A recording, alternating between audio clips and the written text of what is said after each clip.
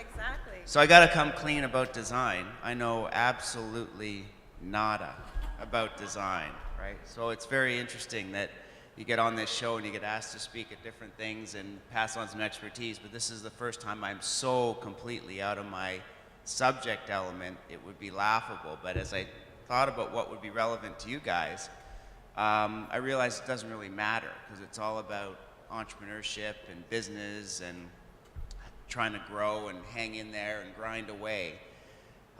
So the first thing I want to talk about is, a little bit about life of an entrepreneur, because I think I'm pretty sure I'm talking to a room full of them. It's not an easy choice to make, and I want to dive into a little bit about those choices and give you some encouragement about what you've chosen to do. And then I did, yes, thanks for the intro on Lava. We did have a very good run there, but it's interesting, like I do hear that not a bad day's work. That was 15 years, 7 days a week, 24 hours a day of work before we got that exit. So it's very tempting to read the headlines and think, and it's sexy again to be an entrepreneur, right? We've got these kids in my area in Digi, like Facebooks and LinkedIn's and Groupons and, it's seemingly these kids that are putting together code in their basement and then exiting for hundreds of millions of dollars. Such a rare story, and so usually not true. It's usually a lifetime of work. So, and that weaves into my message about the lifestyle choice that you all have made as well. So it's tempting to think about it as an overnight success story, but it's really a ton of work, as I'm sure you guys know. So listen, I've got 2 kids under 10.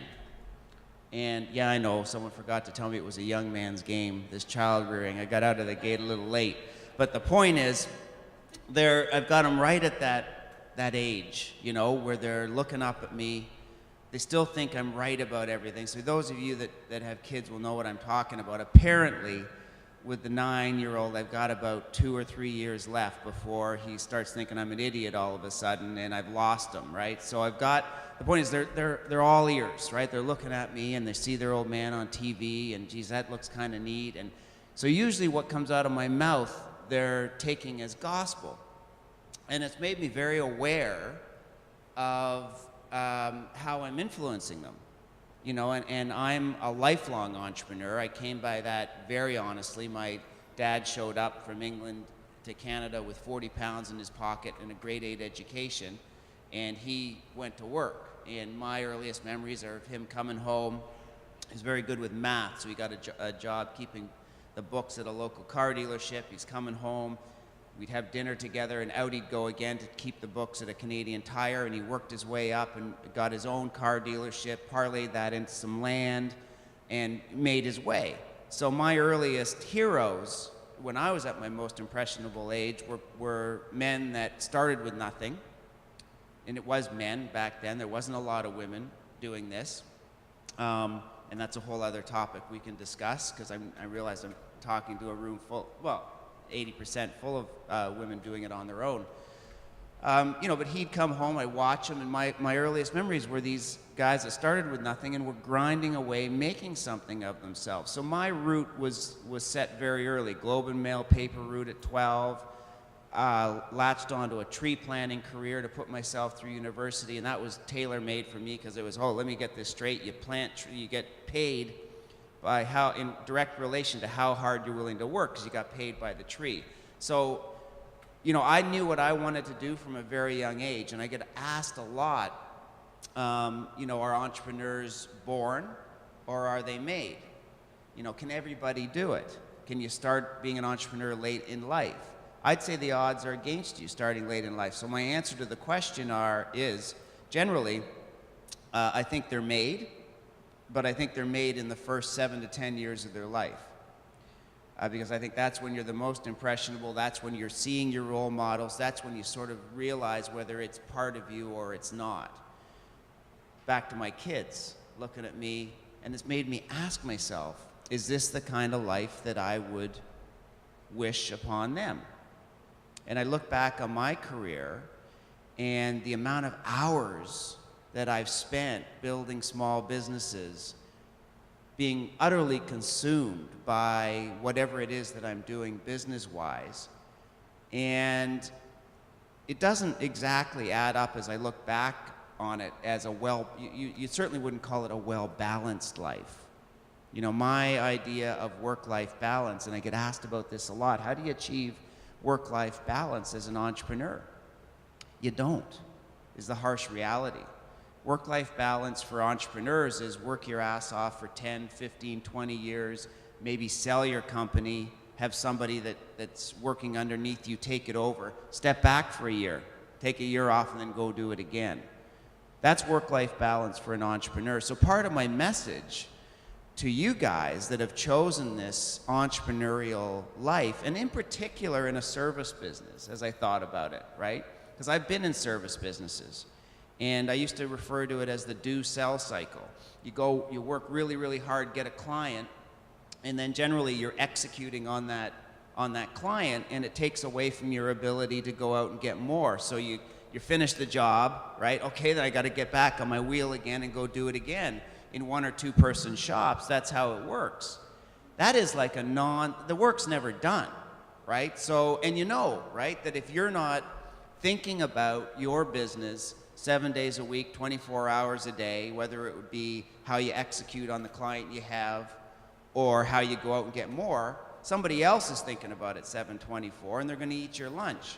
There's just no way around that. So, you know, if you've got partners at home that are sort of saying, geez, you know, you work too much, or you're all consumed by this design thing, and, you know, don't you ever take a break? Well, the reality of it is, no, you don't, right? Because if you're taking a break, somebody else is not, and they're making advances. And that's a harsh message. That's a harsh reality, because it doesn't lead to, you know, taking your weekends off, clearing your head, taking, you know, your 4 weeks a year, generally speaking. So I'm looking at my kids again. What's wrong with, you know, going to work for somebody, showing up at 9 a.m. Monday, going home at 5 on Friday, taking your paycheck, living a well-balanced, happy life? I'm not here to glorify, you know, the choice that we've all made. You're all my brothers and sisters that are in the room, trust me, because that's the way I've lived my life. I'm not here to glorify it. I'm here to say, look, if you've chosen it, don't gripe about it. Tell your partners to relax, because this is the harsh reality of building a small business today. When I started out, the technology in the late 80s took up half this room. It was complicated, it was expensive, and it was our barrier to entry for other people trying to get into it. We made a lot of money early because people couldn't figure out what we were doing.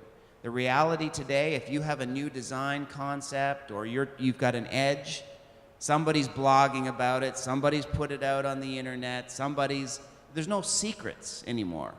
So that translates into a world of hustle and grinding and hanging in there. And, you know, and even this conference, 2 days, you're investing 2 days away from the do-sell cycle to try and advance your business to the next level. And I just caught the tail end of one of the segments. We're here to be judged by how much we add to your business. Judge us hard, because you know better than anyone else what these 2 days could be used for in terms of the do-sell cycle. So it better be damn worth it, right? So give the feedback hard, because I understand that this is a conference that's going to be going on every year. I would very much hope to be part of it. So judge me harshly too. Don't look for any design ideas, right? But in terms of building a company or an organization, I want to come through for you guys. So don't be shy with the questions either. The last thing I'll say about life of an entrepreneur, it might be useful to keep in mind, and it helped me through some tough times. Well, first of all, you know, if you're advising your kids or your friends on whether this is the life for them, think about it this way. If you talk to entrepreneurs that tell you that it's all been straight up and it hasn't been the up and down and they haven't had down times, they're lying to you, right? Everybody goes through down times. And everyone can be happy and successful when things are rocking. It's how you deal with that inevitable time where the bill, you know, the receivable hasn't come in, you got to pay the supplier, you know, the client is just, you know, client from hell, you wake up and you say, what the heck have I decided to do with my life? You know, I'm dragging myself out of bed. If you're the kind of person that when you have that inevitable down, you come home and you kick the dog, or you're not a good partner to your spouse, or, you know, your kids know it acutely, right? That you're not having a good week or day, you're lying awake every night, maybe it's not the right choice. If you can handle the down times with some modicum of decorum, you know, still be a nice person, still be productive. I think that's the first kind of test, you know, as you get into this.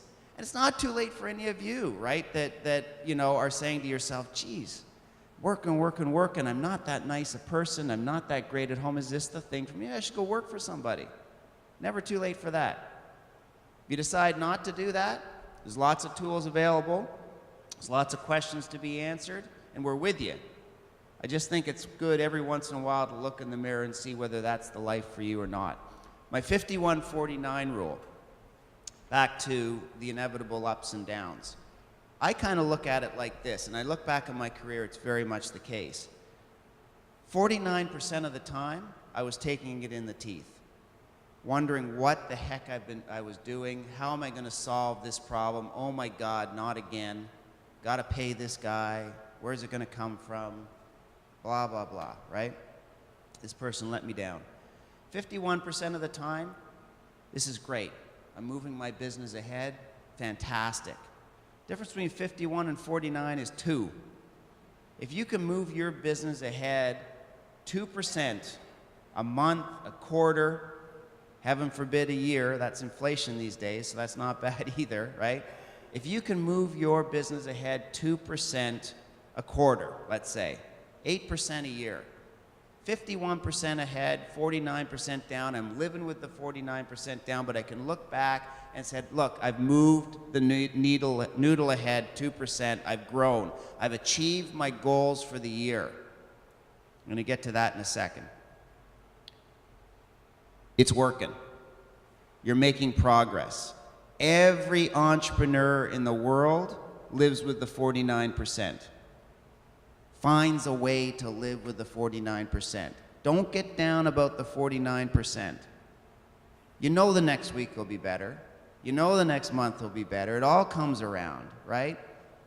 It's the old, you know, psychotherapy babble, right? Don't get too attached to the highs because it ain't gonna last. Realize when you're in a low that you always come out of it, right? Something will always happen if you keep grinding. You know that.